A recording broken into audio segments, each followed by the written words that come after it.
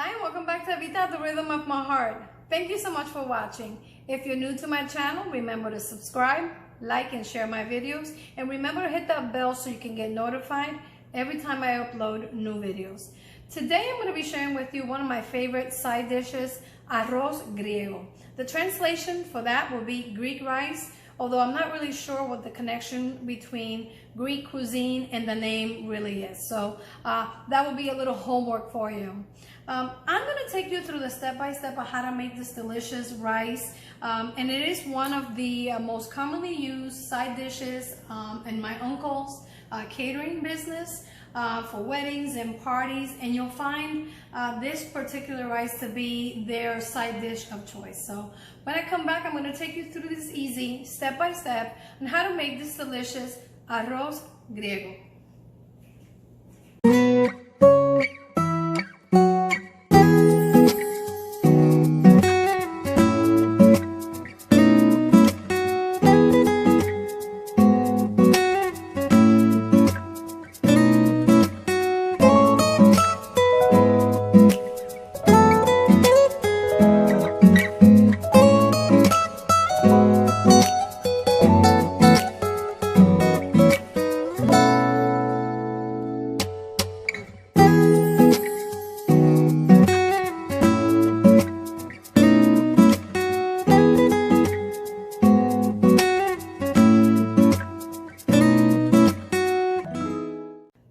To make the Arroz Griego, one of the ingredients that they like to use when they make this rice is smoked ham. And I have some thin sliced ham. And I'm going to go ahead and slice it into small cubes. And we're going to do that like so. Now, the reason why I like to cut them small, of course you can cut them any size you like, is because I want to get them nice and crispy. And you know, the smaller you cut them, the crispier they become. And this is primarily in there for flavor. So I'm going to go ahead and just cut it into thin slices like so. And once I've done that, I've already pre-washed the ham. And remember, this ham is already cooked and smoked. So you really don't have to worry too much about, you know, cooking it. You're really just going to brown it before you add it to your rice. And I have about a pound of smoked ham. I'm going to set that aside. I'm also going to use some smoked bacon for this rice. And I typically buy my bacon in a slab and cut it into chunks like so. And keep it in the freezer and pull it out as I need it. The good thing about buying bacon in a slab is that it gives you the option to cut it any way you want as you need it. And I like to cut them into chunks like so. As you can see, I cut them into chunks, and you want to try and keep it as uniform as possible so that when you're rendering both the ham and the bacon, they cook evenly. So when I come back, I'll take you through the next step of this delicious Arroz Griego. It's time to begin layering the flavors for our rice. And I like to start with the bacon because I like to render all the fat from our bacon. And I'm going to keep it on medium-high because I don't want to burn it. I just simply want to extract all those nice smoky flavors from our bacon. This is going to take several minutes, so I'll be back to show you what it looks like so we can continue with the next step for this delicious rice. I have here the rendered bacon and the ham, nice and crispy and browned. Smells amazing. It's very tempting to just snack on it just the way it is right now, but of course we need it for our rice. And here we have the pan with all the bacon fat that was rendered. And it's not that much. It's maybe about 3 tablespoons of oil, and I think that's enough to continue cooking our rice. However, I'm going to remove the oil and set it aside because I want to rinse my pot before I continue cooking it. Arroz Griego is typically a little bit dark in color. However, I don't want it to be this dark, so I'm going to go ahead and start with a nice, fresh, clean pot. It's Father's Day today, so I figure it will be most appropriate to bake a spiral spiced ham to go with our rice today. So I'm just simply basting the ham. And you know, hams come already pre-cooked and smoked. But I basically just added a simple glaze to my ham. And I'm gonna place it in the oven to cook and bake so it can be ready for our rice. So I washed my pot. Like I said, it's a personal preference of mine. Of course, you know that when you render bacon, all those bits and pieces on the bottom of the pan also hold some flavor. So it's entirely up to you whether or not you want to just continue building this rice in the same pot without washing it. I went ahead and washed it and set aside the bacon that was rendered, or the bacon fat that was rendered. And I'm gonna go ahead and add that to my pan right now. And my pot is pretty hot, and I'm gonna go ahead and lower it slightly because I don't want, you know, the oil to burn. And for this rice, you need about 1/4 cup of oil. So if your bacon didn't render enough fat, you know, when you cooked it, you can go ahead and, you know, add enough oil to equal about 1/4 cup of oil. Now, the next ingredient that I'm going to be using, and I'm going to do that from a distance, is I have some fresh onion soup, and I'm using the National Leading brand for this. And I've strained the onions from it, and of course, I'm going to be adding this to hot oil, so we want to do that very gently and very carefully. To that, I'm also going to add some beef broth, and I'm using low sodium beef broth, also the National Leading brand. And I'm going to add some beef consomme. Now this one, I couldn't find it in low sodium, so I'm using just a regular beef consomme. And you can use the brand of your choice. And over here, I have some browning seasoning, or gravy master, some people call it. And I'm going to be adding that to the pot as well. And at this point, I want to raise my heat to high because I want all this liquid and all this water to come to a boil. And for the gravy master or the browning seasoning, this is the one that I use. You can use whatever one you like, but that's the one that I'm going to be using today. Once the water comes to a boil, or this liquid comes to a boil, you want to taste it. If it's too salty, remember we're using bacon and ham also for this rice. If it's too salty, you may want to add a little bit of water just to counteract all the salt. But I want to allow this to come to a boil before I go ahead and taste it.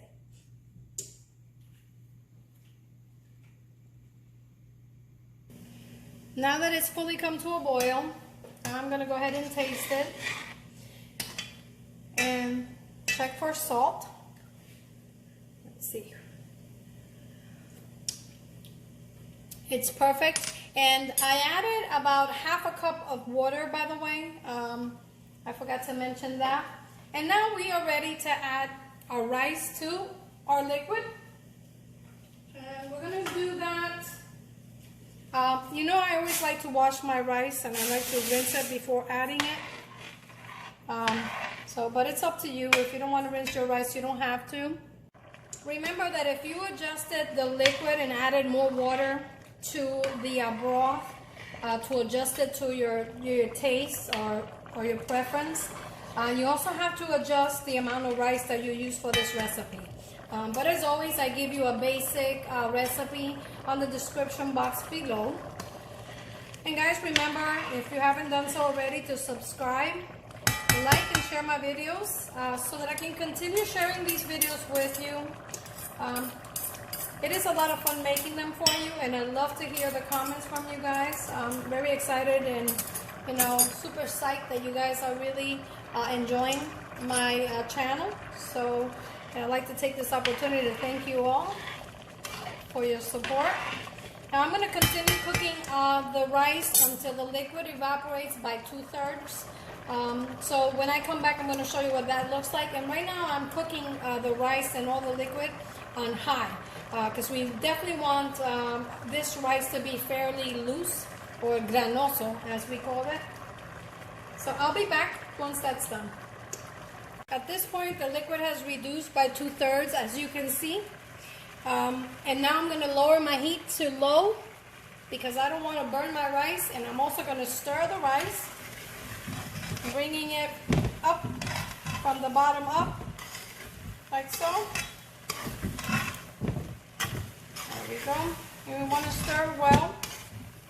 Of course, once we've stirred our rice, we want to go ahead and cover it and allow it to cook for about 15 to 20 minutes until it's nice and tender. Okay, now I'm going to go ahead and check the rice for doneness. It's still not entirely cooked, but I just want to stir one more time. And this is quite a bit of rice, and I am making enough rice to feed between 10 to 12 people. But of course you can adjust this recipe to make less rice. And I'm just gonna stir, and notice that nice dark color that I mentioned to you earlier that comes from, of course, the browning seasoning or the gravy, the French onion soup, the beef broth and consomme. Hope I'm saying that right. Okay, so since I have the pot open, I'm gonna go ahead and taste the rice and see if I have to adjust any seasoning. It's perfect. I'm going to continue cooking it. It's just about tender, and I'm going to cook it for another 5 to 10 minutes. And when I come back, I'm going to add the rest of the ingredients to the rice. While the rice continues cooking, I'm preheating a skillet. I added about 1/4 cup of extra virgin olive oil to the skillet, and I'm going to heat it on high. And to this oil, I'm going to add the vegetables that I'm going to saute that are going to go into our rice. Now, my uncle uses equal parts of a mixture of red cabbage and green cabbage, and I'm going to go ahead and add it to the skillet to saute. Now what I want to do is I want to just wilt them slightly. I don't want to cook it, I just want to wilt them slightly before I add them to the rice. And I'm going to allow them to wilt on the skillet like so. I'm not adding any salt, I'm not adding any pepper to this. Okay.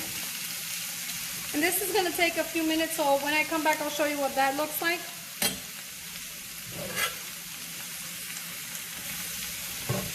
Of course, to this you can add any kind of vegetables you like. That's when you can use your own creativity. You can add shredded carrots, Again, it's for you and you're cooking for your family, and you can just adjust the recipe according to the flavors that you like. And I'm just going to wilt them slightly. I don't want to overcook them, and these are almost done. I've been cooking for about a minute and a half or so. Okay. Let's see. Once they wilted, we can go ahead and turn it off and add it to our rice. Okay. Let's go ahead and get a camera here for a minute. And add our vegetables to our rice. Just like that. Okay. Okay. We're going to stir the vegetables into the rice, and look at that nice color that the cabbage adds to our rice. And we're also going to go ahead and add the bacon back to our rice and the ham. There we go. And stir. Wow. Okay. Change the angle so you can see and appreciate just how beautiful this looks. It's beautiful, smells delicious. And like I said, this is one of the favorite side dishes served in most parties like weddings and birthdays. At least I know it's one of the favorite dishes to order from my uncle's catering business. Well, one of my uncles, because I have several uncles that have catering businesses. So this seems to be one of the favorites. Now this is when I take a basic recipe and give it my own twist. The rice is perfectly cooked. And at this point, as always, I like to give it my own kick and my own twist. So I'm going to be adding some freshly chopped culantro, some freshly chopped cilantro, and I have some scallions that I'm going to be adding as well for some color. You know, you could leave it as it is right now, but you guys all know that los dos primitos are by far my favorite herb. And as you can see, once you add all those herbs to the rice, it just picks up that nice, lovely green flavor that gives a nice contrast to that purple cabbage also. So I'm going to stir that in. And again, I am making quite a bit of rice. And this is going to feed a lot of people, or a few very hungry people. Depends on how you look at it. But our rice is done. And I'm just going to go ahead and stir in the vegetables and the herbs. There we go. And there we have it. Now, like I said, you can add whatever vegetables you like at this point. You can add more or less of any of the vegetables. It's really up to you. I'm going to cover it for about a minute or two, just to allow those herbs and vegetables to marry with the rice. And when I come back, I'm going to plate it, show you how I like to plate it, and also I'm going to taste it. And there you have it, my version of my Uncle Tony's Arroz Griego, Evita style. Check it out. Look at all that color from the cabbage and the cilantro and that bacon. Absolutely beautiful. And now for my favorite part, I get to try. I consider myself very fortunate to have been raised in a family where food was the center of their lives. And like I said, I'm very grateful that most of my aunts and uncles and relatives are amazing cooks. And thanks to them, I've picked up quite a bit of secrets in the kitchen. So, as promised, here's my version of Arroz Griego. And this is my Uncle Tony's recipe. So now I get to try it. I get a little bit of everything, the ham and the bacon. Check it out.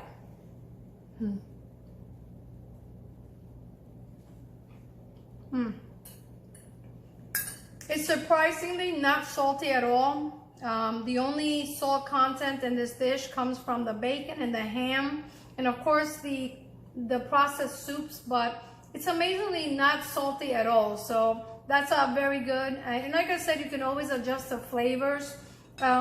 If you like and you don't mind, you don't have to strain the French onion soup. You can actually add the entire can of French onion soup without straining the onions, if you don't mind the onions at all. I've done it that way in the past, and it's still very delicious. It's so good. Well, and until next time, this is Evita, cooking at the rhythm of my heart. Buen provecho y hasta la próxima.